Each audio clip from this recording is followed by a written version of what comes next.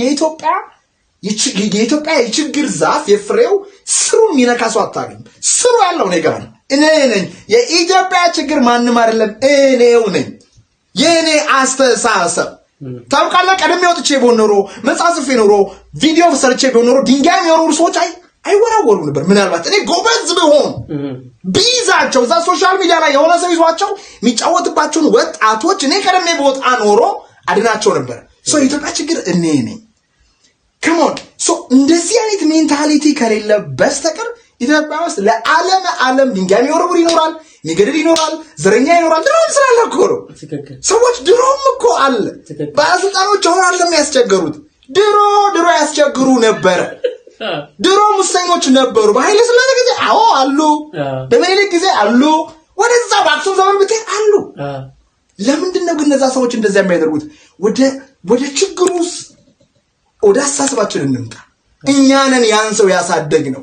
ኤኒባዲ እዚህ ሀገር ኢትዮጵያ ጠላት ነው ብላችሁ የምታስቡት ሰው ካለ ያ ሰው መጠየቅ የለበትም። ማህበረሰቡ ነው ያሳደገው። ያየውን ነው የሚኖረው፣ የሰማውን ነው የሚኖረው። ምን ማድረግ አለብን? ወደ ስሩ ወደ ችግሩ ማከል መምጣት አለብን ባይ ነኝ። ስለዚህ ሞቲቬሽን ሳይሆን ወጣቱ አእምሮ እንደዚህ ይሰራል፣ ቢዝነሱ እንደዚህ ይሰራል። ይሄን ብታረግ ራስን ለውጠ ቤተሰብን ዓለምንም ትለውጣለህ፣ ደስተኛ ትሆናለህ። አመጽ መንገድ አይደለም፣ ሰላም ማጣት መንገድ አይደለም። አንተ ጋር ነው ፓወር ያለው። የምታስበው ሐሳብ ላይ ነው ፓወር ያለው። እምነት ላይ ነው ፓወር ያለው። ጠንክረህ ስራ። ይሄን ካረክ ለምሳሌ ሸርቱ ላይ ይሄን አድርጌያለሁ ይሄን አድርጉ የሚሉ ሰዎች ይምጡ ለስቴጅ። ኢትዮጵያ ውስጥ ሰዎች ስኬታቸውን ለማጋራት በጣም ስግብግብ ናቸው። እንዴት እንደሆነ አላውቅም። ኢትዮጵያ ውስጥ ያለ ልጅ የሆነ መንገድ የሚያሳየው ሰው ይፈልጋል። ሬር ነው አታገኝም። ሬር ነው አታገኝም። ትልቅ ስኬታማ ሰው ነው ግን በራፉን ዘግቶ ለራሱ ብቻ ነው ስኬቱ።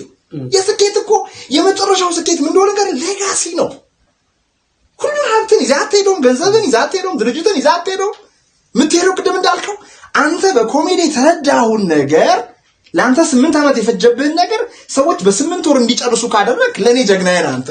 ሌላ ብዙ ሰዎች አፍርተሃልና ማለት ነው። እንደዚህ አይነት ሰዎች ካልመጡ በስተቀር እውነት ማውራት ካልጀመረ በስተቀር የፈለገ ብታነቃቃቸው እንዲሁም አንድ ጂብሮን የሚባል ሰው ምን ይላል? if you like motivation idiot ሰውን ሞቲቬት ካረከው አሁን ሞቲቬትድ ኢዲየት አለ። በቃ ገባህ? ይሁን መጀመሪያ ማስተማር አለብህ። ከዛ ነው ማነቃቃት ያለብህ።